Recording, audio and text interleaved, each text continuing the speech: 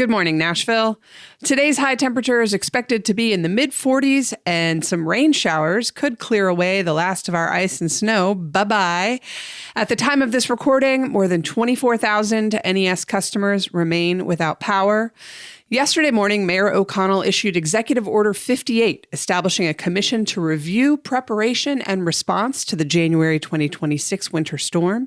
The commission will have the ability to hold hearings and request the assistance of the Metropolitan Auditor. At yesterday's press conference, the mayor said the commission will consist of expert community members, as well as Vice Mayor Angie Henderson and Council Member at Large Delicia Porterfield, and he will ask them to return their initial findings within 6 months. There will also be a special called joint meeting of Metro Council committees on Tuesday, February 10th to review disaster communications and identify opportunities for improvement. This meeting will be open to the public, so mark your calendars. All 71 Metro Nashville public schools will reopen today, although schools director Dr. Adrienne Battle says that some ongoing repairs may take place alongside in-person learning, but she assured everyone that they will not open a school if it is not safe and warm. The United Way's Winter Storm Recovery Fund now stands at over $625,000, and the first grants have gone out to organizations working on the ground. You can learn more, track their funding, and donate at unitedwaygn.org.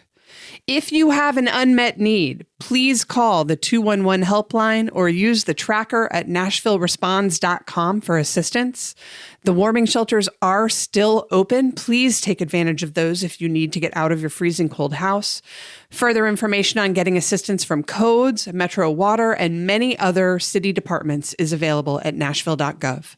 NDOT will be collecting debris regularly in the days and weeks to come, and residents are encouraged to put their tree limbs and tree stumps and everything else on the curb for pickup. This debris may be weighed because the more debris, the more long-term federal assistance we might receive. So get that debris out there, folks. We continue to update our resources page with the latest on food, shelter, assistance, and ways to volunteer. You can visit that at nashville.citycast.fm. At yesterday's press conference, Mayor O'Connell said, quote, Nashvillians can't get the last week back.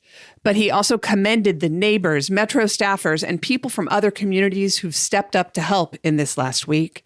This is how we get to a restored Nashville, he said. So y'all, let's keep taking care of each other. And now, on with the show. Today on CityCast Nashville, the Super Bowl is this weekend. And thanks to the legalization of online sports gambling in Tennessee, you could bet and win big. But before you do, Ryan Nanni, co-host of the Phantom Island podcast, is here to tell us all about the current online sports betting landscape and how it's shaping our culture here in Nashville, for better or for worse. Plus, could the new Titan Stadium include a casino? It's Tuesday, February 3rd. I'm your executive producer, Whitney Pastorek, and this is what Nashville's talking about. Ryan, the Super Bowl is this weekend. Are you going to bet on the big game? No, I'm not. The short version of this story is that when I was about 9 years old, I was watching the Super Bowl. It was the Chargers-Niners Super Bowl. And my dad was like, hey, let's put $5 on this. And I said, why? The Niners are definitely going to win. And he said, I'll let you have the Chargers and 21 points. And by halftime, I had already lost the bet. So I decided at that point that I had my fill of sports gambling, and it's not a thing I partake in anymore because it wasn't fun for me at a young age, and it sort of has just stuck with me. Well, you're certainly in the minority. Ever Yes. since Tennessee legalized online-only sports betting 5 years ago, we have grown to become the largest online-only market in the country. We wagered $305 million just in July of this year. How much money does the average sports fan who does gamble wager in any given weekend? What's fun about that question is I don't know that gamblers themselves could tell you. I think there are generally three types of sports gamblers. One are people who are super serious about it and are putting a lot of money and a lot of effort into this. And frankly, sports books don't find them particularly interesting. Like, if you're too good at gambling online, sports books can recognize that, and they will sort of like limit what you can do, how much you can bet, the types of bet. They will sort of say like, hey, you're not the customer that we can make a lot of money on, so we're not really looking to entice you further. That's type 1. Type 2 is, I would say, your casual gambler who is treating it as sort of an entertainment fund. That's the kind of person who says, okay, every Sunday I'm going to spend $150 and that's it. And they're treating it the same way you or I would say, okay, I'm going out to a restaurant and this is my budget.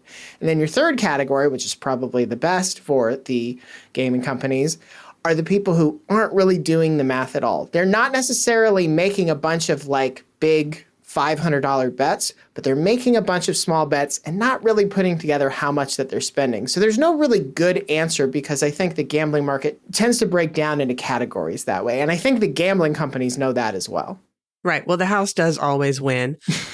I will admit to being a DraftKings user of these sort of ubiquitous companies that have emerged and become like the wallpaper of our lives. You see their ads everywhere. There's a DraftKings bar in downtown Nashville. I bet a quarter at a time. I've put like $40 into it total, and I still have $22 in my account. It's an engaging way for me to sort of pretend like I care when I don't. What's the appeal, though, of these, whether it's daily fantasy or in the moment prop bets, like they're going to kick a field goal on this next drive? What's the appeal of that? I mean, I think the appeal of the sort of prop bet parlay part of things is that it does have this low entry level and it provides that sort of dopamine hit in a much more immediate way. If you go to, if you had gone 2 months ago and said, I'm going to bet on who I think is going to win the Super Bowl, and you had said, okay, I can get the Chargers at whatever odds, 10-1 odds, I'm going to make that bet. You have to wait a really long time to see if it pays off. And if it does, maybe you're going to make a lot of money in the process. But it doesn't have the same sort of brain scratching power of, oh, I think this guy's going to be the first person to score in this game. Right. You're going to know the answer. You're going to get finality to that sooner rather than later. Baseball is kind of perfect for this in a lot of ways because baseball has a lot of individual events, but there's enough time in between them that you can sort of make these micro bets almost as you go. And I think that's sort of the secret sauce. And because it's on your phone, it's so quick and easy to do that's the real advantage for it. The way sports gambling used to be, it's a lot like going to a horse track. You have to go up to a physical person. You have to tell them what you want. They have to fill out the form. You have to give them money. It's a process. And this is just so much quicker and easier for the part of your brain that wants that feedback, whether or not that's a healthy thing or not. So let's explain briefly for people like our host, Marie, who prior to this interview told me that she thought DraftKings was a beer. You mentioned a parlay. Can you just briefly explain what a parlay is to the folks at home? The best way to think of a parlay is basically a combination of bets to say, I think these 4 events are going to happen. And if they all happen, I win. And if only some of them happen, I don't. Now you can sort of build parlays with what we are also referred to as prop bets, which are, a prop is short for proposition. And these are the kind of things you see rolled out for the Super Bowl all the time. They are things like, will the national anthem be shorter or longer than 2 minutes? What color Gatorade will get dunked on the winning coach? But they can also get into very, football specific things in that case of, will this person have more than one receiving touchdown? Will the defense force a turnover? Things like that. Very specific, in-game items that aren't necessarily related to, did the team win or lose? That's before you get into all the sort of there's a lot of deep gambling you can get into where you can bet on a point spread, and that's where you can bet that a team will do better than they're supposed to do, more or less, even if they don't win the game. If a team's supposed to lose by 14, but they only lose by 8, you won your bet, even though that team didn't win the game. Yeah, that's where it loses me. But all the rest of that stuff, you can see where it's just incredibly addictive, right? Like you mentioned, you can do it in the moment from your couch. You push a button, boop, there goes your money.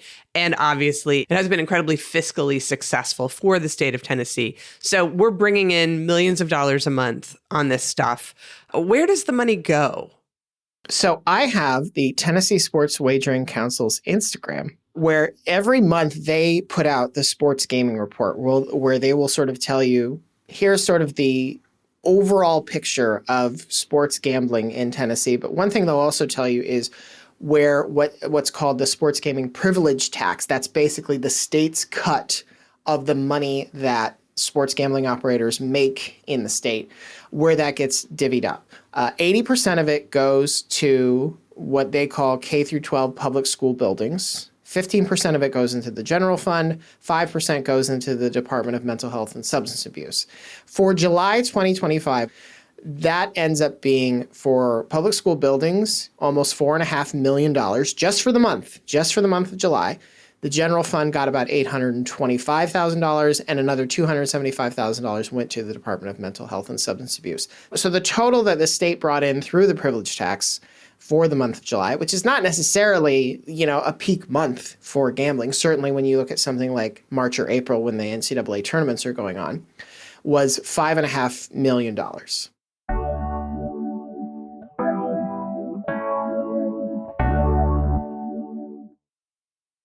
Meanwhile, here in Nashville, it certainly feels like sports in general has become part of our culture.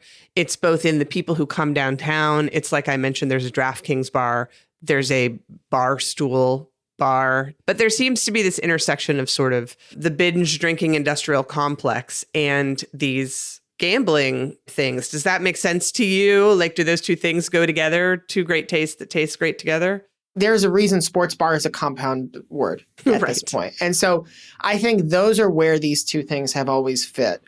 Because a lot of the wagers that we're talking about, like prop bets and parlays, they can often be based on sort of like keeping up with the live action. And sort of you have to be in the moment to sort of make your bets as you're going. Yes, I've heard MGM Grand tell me that on the television many times. Well, I'm supposed to be riding a lion into a... Yeah, Jamie Foxx wants you to ride a lion into maybe like a circle of fire. I don't know. It sort of changes every couple of months. But I think it makes sense that sports bars would be a natural place for this because gambling sort of stacks on top of the natural energy rush you get if you're a sports fan from watching live sports. What's interesting about the bars that you're mentioning is that there's no like added thing you can do there because it's all on your phone. So it's kind of like getting really excited to go to the Rainforest Cafe when it's like, it's just a theme. Like the theme of the bar maybe is we're here to gamble on sports, but there's nothing specific to it. There's nothing you can do at these places that you couldn't do at a similar sports bar that wasn't sort of bedecked in gambling branding and things like that. It's still all on your phone. Again, it's like, you're not going to go to Planet Hollywood and be like, wow, I'm here to make a movie. That's not how it works at all. There have been rumors for a while that could be changing. And a place where it could specifically be changing is at our shiny new $2.1 billion Titans football stadium. At the time of the Titans bill that came before council, then council member at large Bob Mendez wrote a blog post in which he had dug through the bill and found language referring to potential casino on site or on the grounds of the property. Now, again, this was just speculation at the time, but I did look into that bill that passed, and it is true that it says that should gambling become legalized in Tennessee, the Titans would basically have full control over whether or not they could build a casino. Yeah. Does that fit into your vision of the East Bank, Nashville's next great neighborhood? I mean, when I think, what would I rather have across the river? Would I rather have a brand new Tennessee Performing Arts Center, or would I rather have a casino in an NFL stadium? Gosh, I mean, when you make it that, no. This feels to me, and I will admit that I could be totally wrong here, this feels to me a little bit, not a red herring, but it feels empty to me. In other states have sort of tried this. The Phoenix Suns sort of were very proud about like, oh, we've opened this sports betting experience inside their basketball arena where you can sort of come and have this kind of hybrid experience of you're betting on your phone, but you're also betting in person. And they have sort of walked that back. My gut sense is that the phone experience has been so successful with the people who want to do this that the casino experience is not necessarily going to be a moneymaker in terms of volume, But it feels like it'll be more of a like, oh, this is a high rollers lounge kind of thing. This is where you can come if you do want to be one of those bettors who's spending a lot of money or having this sort of like old Vegas experience of we're comping drinks for you, we're giving you this, that, or the other. The question to me is like, okay, well, casinos make money in lots of other ways as well. Sports gambling is what we're talking about now. But if suddenly we sort of use this to pry open the lid and say, oh, well, now the Titans are allowed to have slot machines, or they're allowed to have table games, or this, that, or the other. That does become a more interesting question. And that does become a thing where it's like, if I'm the Titans, I think that's lucrative in ways that extend beyond the 8 or 9 games that we host every year on NFL Sundays. Why would that be more lucrative for the Titans? If the Titans are part of it, if they get sort of a cut of it, there's no sense in sort of opening a quote unquote casino, whatever it looks like, and saying, yeah, but you can only come here an hour before kickoff and an hour. Like, I think that'll go out the window immediately. They'll say, nope, this is going to be a thing that people can come to with regularity because that's how you make money. Would that increase the value of the Titans franchise? That's a good question. NFL franchises are worth so much at this point. And truthfully, I think a lot of that has to do with the scarcity of NFL franchises as a whole. The league hasn't expanded in a long time, doesn't look like it's going to. I'm sure it would, but it would be probably hard to tell how much would be specific to that and how much would be specific to brand new stadium that can host events that the Titans have not previously gotten at Nissan, and the general sort of appeal that goes along with owning a franchise in the richest, most successful American sports league. It's not just the Titans, though, who could be looking at this. I also perked my ear up at the fact that Bristol Motor Speedway, who we all know are pushing to have the Nashville Fairgrounds racetrack turned into a NASCAR-ready track, they have also supported casinos, specifically in Virginia. They supported a Hard Rock casino, which you said Planet Hollywood, man. I want to go to the Hard Rock and have Mick Jagger let me play a couple licks behind him. But, that's another company that seems to feel that what they do, create a sporting event, and what they want, have a casino, those things go hand in hand. Yeah, and I think the parallel between Bristol Motor Speedway and the new Titan Stadium is that these are venues that don't have a packed calendar. If you're looking at something like Bridgestone between the Predators and concerts and the SEC tournament, and like they have a lot going on there as a venue. The Titans, obviously there are other things that happens besides Titans games at the stadium, Tennessee State games, soccer games have been there frequently, concerts. But there's more downtime at that facility. There are more times when you can drive by Nissan and sort of say, nothing's happening today. And the same is true at most racetracks. And it becomes I think they look at it as, well, what are the economic opportunities for us to sort of take this big facility and turn it into something that is more turnkey and has more of a like steady foot traffic and things like that. And of course, all of this is predicated on the fact that the state of Tennessee would somehow legalize gambling. Right now, we can't do anything. You have to register and get approval if you're a tax-exempt organization that wants to have a raffle. Fun fact, Ryan, just moving forward, you can only have one cakewalk a year, just the one. Oh my God. Don't try and do more than one cakewalk. I have to email some people. I have to cancel some cakewalks now. Great. I did notice on the list of registered lobbyists at the state level, there are companies, gambling casino companies, Delaware North Gaming, ECL Gaming, who have registered lobbyists at the state. Clearly, these companies think it's worth investing money in the possibility. So let's talk about the benefits of gambling. Number one benefit of legalizing gambling in Tennessee, I'm going to guess, revenue. Yeah. The easiest answer is this brings a lot of money into the state coffers.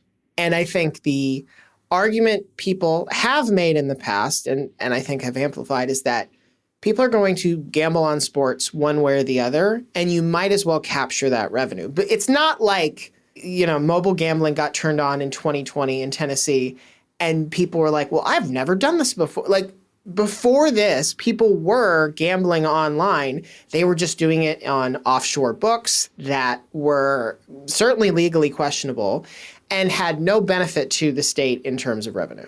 It's sort of the kids are going to drink anyway. I'd rather they do it in my house than somewhere else. That's right. Yeah. And, you look at a city we're often compared to, Las Vegas, obviously tons of money coming in from there. Like you can gamble however the heck you see fit. The state of Nevada collected $1.23 billion in revenue. That's taxes on that gambling revenue in fiscal year 2024, according to the Las Vegas Review-Journal. But it feels as though here in Tennessee, we're always going to have that moral objection. Yeah, I suspect on this topic we probably are. It's really interesting if you go back and look just a couple of years before the Supreme Court decision that sort of opened the floodgates to online gambling. It wasn't just Tennessee necessarily that felt this way.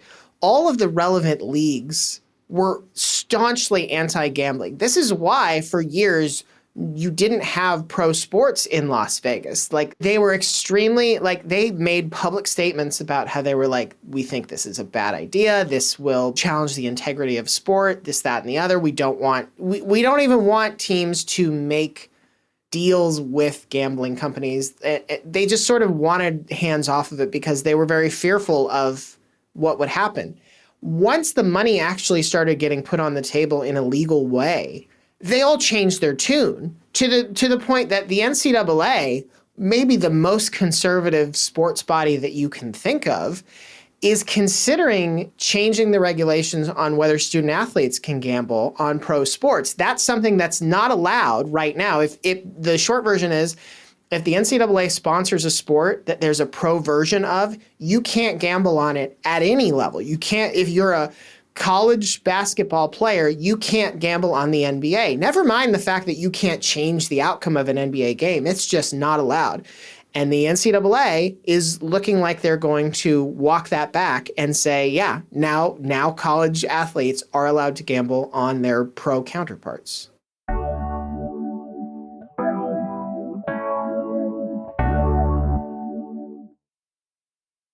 The number of times that I now watch a baseball game or a football game, and it's here are the player stats presented by FanDuel, or there's literally a digital billboard behind the catcher in the baseball game encouraging me to bet on the next pitch. This has led to some real life incidents that have gotten really nasty. The amount of harassment that's gone on by fans to players has really been amplified by sports gambling. I don't want to suggest that it's only because of sports gambling. The NCAA has done studies on this, and so have other leagues. And like all the usual reasons that people are terrible to athletes, they're still there. There's still racism and homophobia and sexism. Like all your old favorites are still here to stay.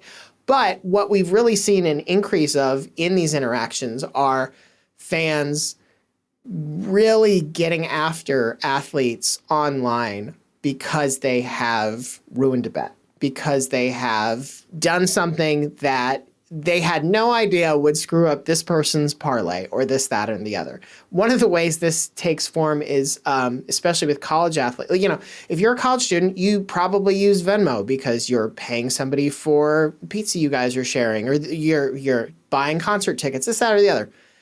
College athletes have been bombarded by payment requests from fans who basically are like, oh, I lost this $100 bet and I found your public Venmo and I'm just going to send you a request for it.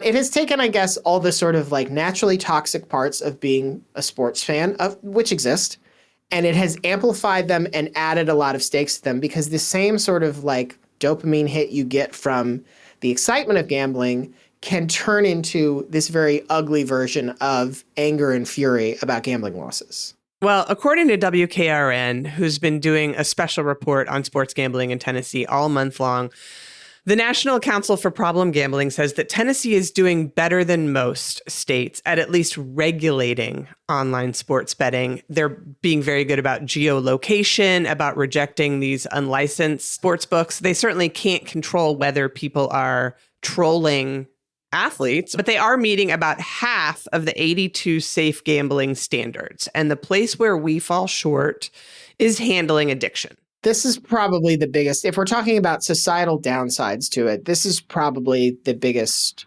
negative, is the idea that this is a addictive thing that can spiral in really unhealthy ways. And there are a lot of, you can find lots of anecdotal cases of people who have lost relationships, lost their jobs, rising up to sort of like very high levels. The Jacksonville Jaguars had, I think he was an accountant, who ended up embezzling millions of dollars from this NFL franchise that he was spending on sports gambling. But it can really be very destructive in some very awful ways that were not as possible, let's say, when it wasn't something you could do on your phone. It was at least when sports betting was a thing, you had to physically go to a location and do something with another person that took sort of that transactional time. That kept a lid on it to some extent. And now it doesn't have any of those natural regulators. You look at the Sports Wagering Council's gaming reports and you're like you said, the house always wins. Gaming companies are not in this because they're like, you know what? It would be awesome if we could redistribute wealth and create better social bonds between people. That's not what they're in it for. I think nobody expects them to be. But when you talk about sort of the amount of money that's coming into the state coffers, that is coming from people.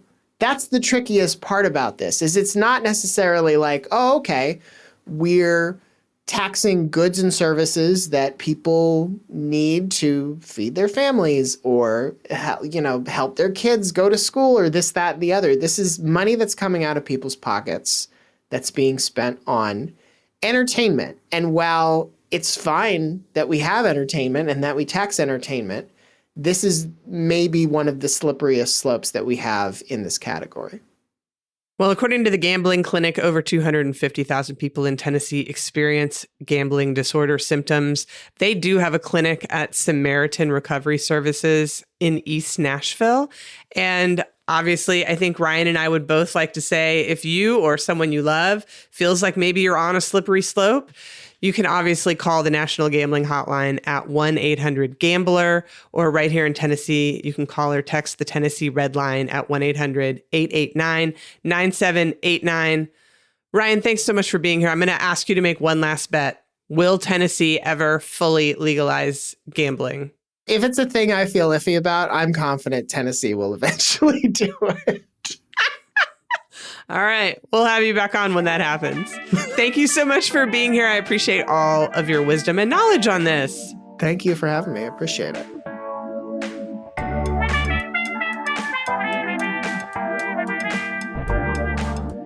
That's all for today here on CityCast Nashville. If you plan to bet on the Super Bowl, please do not spend more than you can afford and make good choices. Go Seahawks. And don't forget, you can support this show and get great perks by becoming a CityCast Nashville neighbor at membership.citycast.fm. If you enjoyed the show, why not tell your friends? Rate the show, leave us a review, and subscribe to our CityCast Nashville newsletter. We'll be back tomorrow morning with more news from around the city. Y'all take care of each other.